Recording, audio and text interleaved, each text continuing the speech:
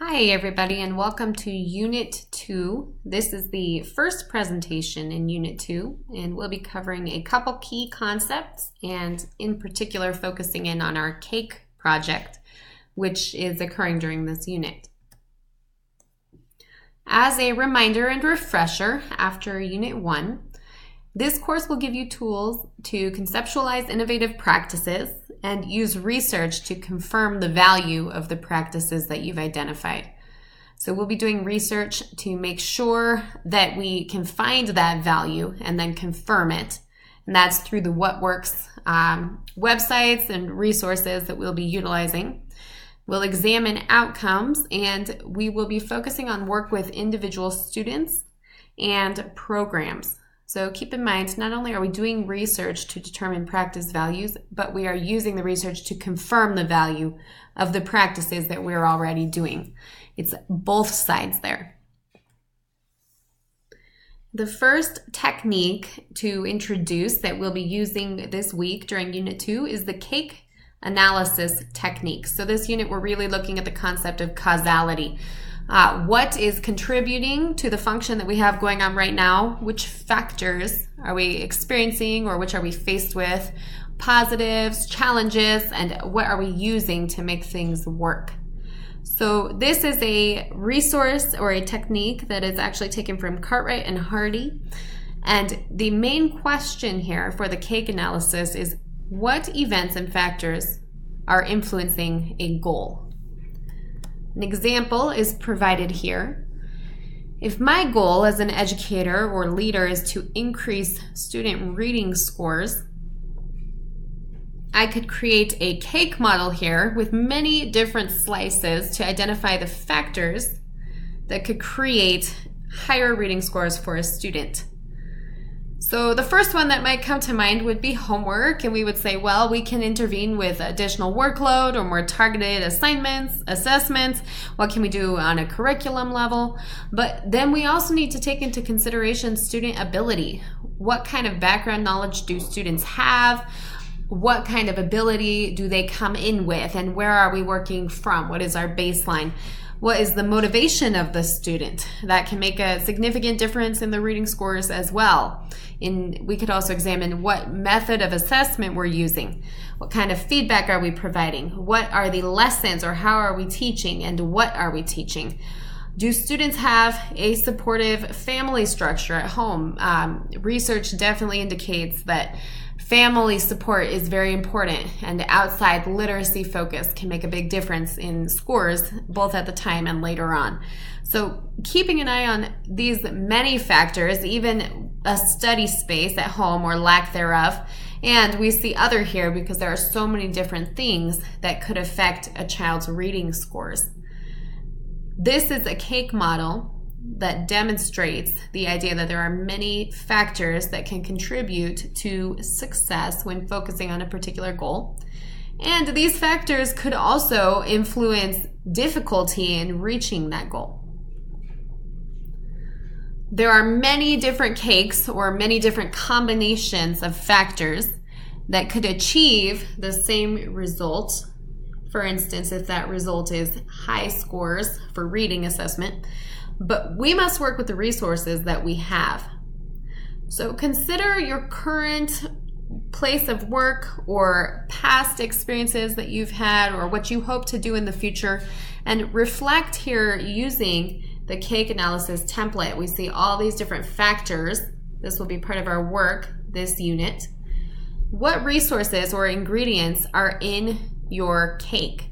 So whether it be a school or an organization in which you are providing services, the important question to look at for this assignment is, what ingredients do you have? And are they helping or making things more difficult? So for our cake exercise assignment, your slice here is something that you can control. This is what you do. What are your interventions, supports, or instruction? And we'll have your main idea or goal up here at the top. For instance, if you're working as an intervention specialist, particularly in an academic area such as mathematics, your intervention could be a small group within the classroom or some one-on-one time in the classroom, introduction of additional activities, etc. So here we have what you do and what you can control. All of these other slices are things that you do not directly do or implement. So even if you feel that there are ways you can influence these other slices, keep in mind that they're not your role. Your role is this slice. And there are many other factors that go into an attempt to reach the main goal for your program or for your school or whatever your setting may be. This is an assignment that you'll be filling out this week, and it's there in Canvas. You'll see the template with some instructions. Please let me know if you have any questions, but this presentation is an opportunity to talk through the objectives for this assignment and to provide this example. Finally, keep in mind as you're doing this project that we hope it will give you the opportunity to put your program or your work into perspective. There are many questions to consider while you're filling out this cake model. For instance, what cakes or factors that make up cakes can be more effective than others?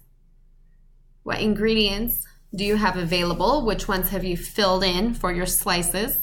And how will you use them? What ingredients might make the cake better? And additionally, are you missing any key ingredients currently that are negatively affecting your cake or the function of your work or your program? It's important to keep those gaps in mind as well as keeping an eye on strengths. Finally, what ingredients, other than what you can do, cause a child or a client to grow in the area of your goal? These are good questions to keep in mind as you're working on this cake assignment.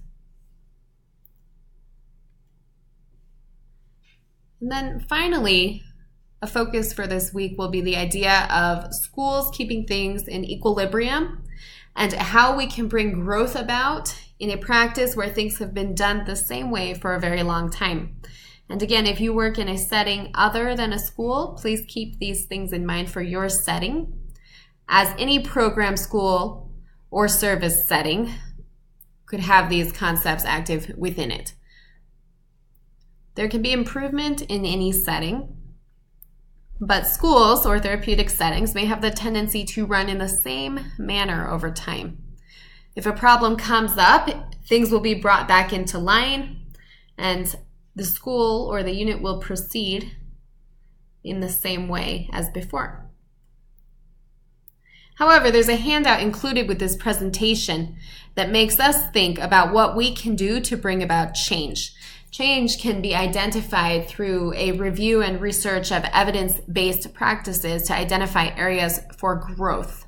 And once we've identified an area for growth in our own practice, in our organization, our setting, or our school, it's important to keep these ingredients in mind to manage complex changes to systems that have been in place for a while that involve many different people with different views and practices can be challenging to implement.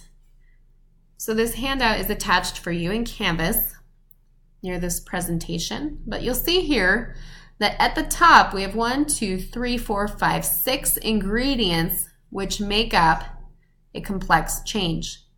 These ingredients are vision, consensus, skills, incentives, resources, and an action plan to create change.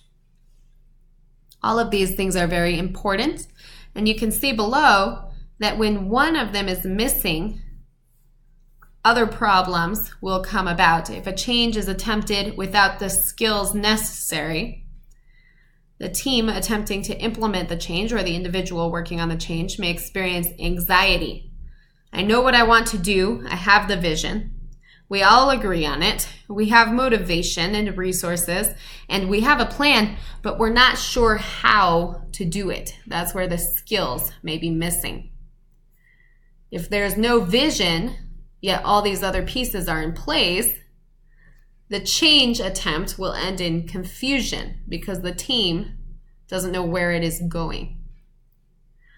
Very importantly here, especially in leadership work or in service provision roles, we'll see if consensus is missing, not all members of the team or not all stakeholders are in agreement, all of these other components or ingredients can still be present, and it will lead to the possibility of sabotage. A person or people disagreeing with the vision or the goals for the complex change and not allowing that change to occur or causing problems in the process through refusal to cooperate, etc.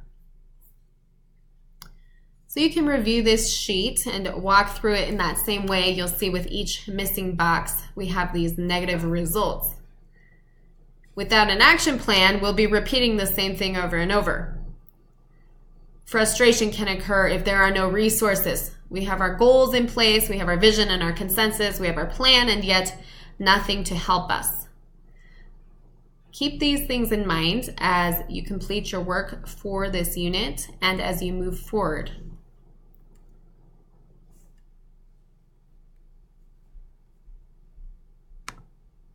Finally, we'll take a quick look here at Unit 2. You can see that we have assigned readings. The cake analysis exercise is what we just discussed.